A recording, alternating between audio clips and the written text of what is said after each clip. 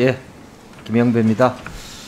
그 법무부 장관님께 좀 여쭙겠습니다. 지금 이제 우리가 인권정책기본법 준비하고 계시지 않습니까? 제가 지난번에 인권과장 좀 하고 토론을 좀 했었는데요.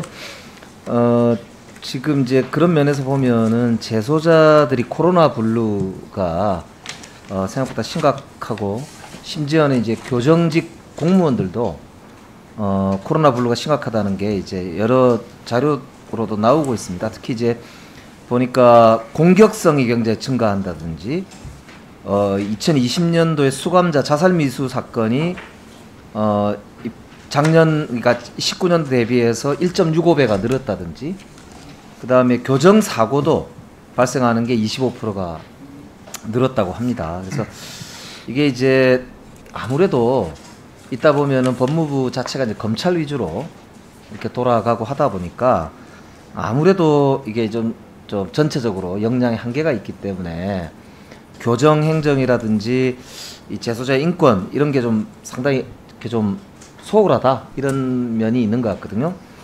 예를 들어서 이제 저도 이번에 준비하면서 깜짝 놀랐는데요. 재소자들이 이제 외부 치료를 나가는 과정에도 기준이 없어가지고, 그러니까 이거는 뭐 누구든지 간에 그냥 수갑을 채우고 포승줄로 계속 이렇게 꽁꽁 묶어서 나간다고 그래요. 그러니까 이게 이제 외부 치료라는 게 이제 현재 우리가 볼 때는 그냥 뭐 안에서 치료하지 않을까라고 하지만, 의료진이 보니까 117명이 정원인데 현재 25%가 결혼 상태라고 하고요. 88명 있는 의무관 중에 15명이 산부인과 전문이라고 합니다. 그러니까 이게 재소자들의 어떤 의료를 담당하고 있는 의료진의 수준이 양적으로 질적으로 너무 좀 열악하고, 그런 점에서 보면 밖에 이제 나가서라도 잘해야 되는데, 제가 이제 재소자를 하더라도 도망갈 의사가 없거나 누가 보더라도 아픈 사람인데 이렇게 포승줄로 꽁꽁 묶어가지고 해야 되는데, 이게 기준이 불명확하고 책임자가 누군지도 좀 정확하지 않다 보니까 현장에 있는 사람은 하여튼 간에 조금이라도 무슨 어디 도주하거나 탈출하는 이런 거에 이제 겁을 내는, 그러다 보니까 이제 최고 강하게 이렇게 자꾸 하는 모양입니다.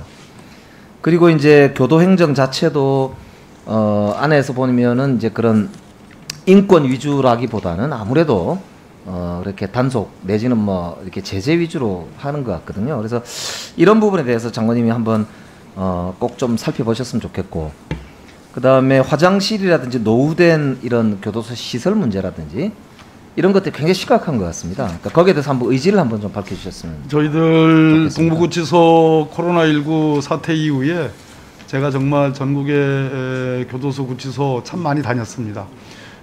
우리 법무부의 교정본부에 속해 있는 본부에 있는 공무원들이나 일선에 있는 공무원들 정말 많이 변화하려고 노력하고 있고, 재소자들의 인권이 곧 우리 직원들의 인권이라는 그런 생각들이 많이 있습니다. 많이 개선돼 있고, 지금 뭐 다소 아직은 미흡할는지 모르겠습니다만 김영배 의원님 한번 잘 늘 애정어린 눈으로 한번 봐주시면 저희들의 변화를 느끼실 수 있을 것 같습니다. 예, 아무래도 저희들이 예산 심의할 때도 그렇고, 예. 사실 이런 분야는 훨씬 더 좀 투자를 국가가 책임지고 해야 되지 않을까, 예, 물론입니다. 예, 라는 생각도 듭니다. 같이 좀 노력했으면 좋겠다 싶습니다. 예. 제가 오늘 이제 마지막 저 날인데요. 좀 정리를 하면서 우리 사법 체계가 고발, 수사, 기소, 재판, 형집행 이렇게 쭉 이어지는 이제 라인에서 보면, 고발은 고발 사주를 하고요. 수사는 뭐 자기 마음대로 하거나 유불리를 따져서 오히려 거꾸로 이제 수사 당국이 갑이 돼가지고 수사를 자기가 하고 싶은 것만 하고, 기소도 마찬가지고요. 심지어는 뭐 여기 보면 현직 검사 양심 고백, 나경원 남편이 기소 청탁했다 이런 기사가 이제 있어가지고, 근데 나중에 무죄도 되고, 그 다음에 재판도 보면은 뭐 재판 거래했다고 되어 있고요.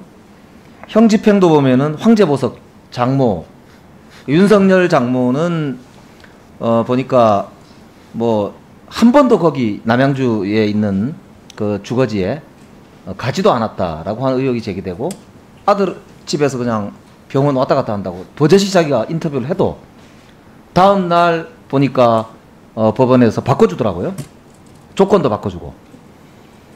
그러니까 사람들이 생각할 때는 도대체 이 나라가 네. 그러니까 그래서 다음 페이지. 그러니까 거꾸로예요.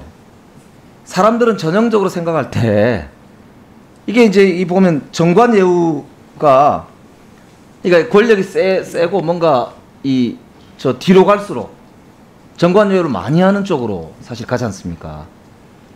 권력이 있는 곳에 돈이 있고 결국에는 권력과 돈이 있는 사람들은 결국 저렇게 자기들 위주로 산다. 그러니까 이런 이제 모습을 보게 됩니다. 사실 그래서 윤석열 장모의 경우만 해도 제 법원행정처장님께 여쭤볼게요. 네. 그 보도 보셨죠? 네. 그 보석 조건 하나도 안 지키는데도 법원에서 전혀 조치를 안 해요. 그래서 검찰에서 오히려 지금 보석 그 취소를 해달라고 좀 신청했지 않습니까? 이거 빨리 재판해야 되지 않습니까? 판단을 하지 않을까 그렇게 생각하고 있습니다. 네. 그 제가 이제 사실은 그 고법원장님하고도 계속 언쟁을 좀 했는데 저는 법조인이 아니라서 몰라서 그런지 모르겠지만 일반 공무원들은 만약에 이런 일이 생기면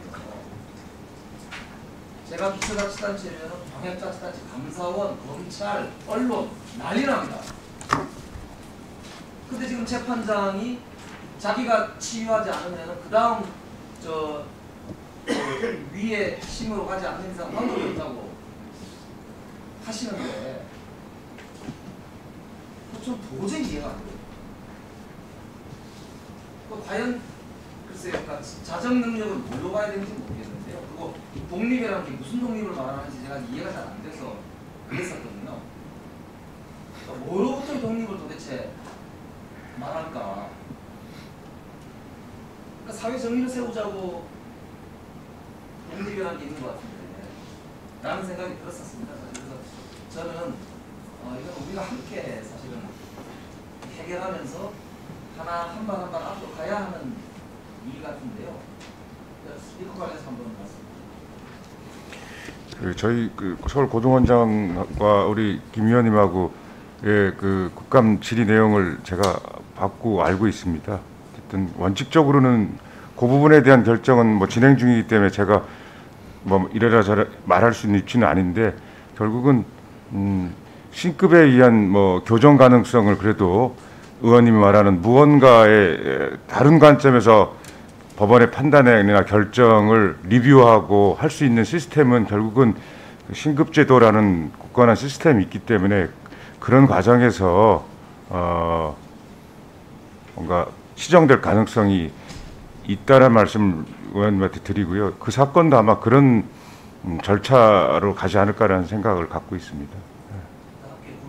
네, 물론 그렇습니다. 네.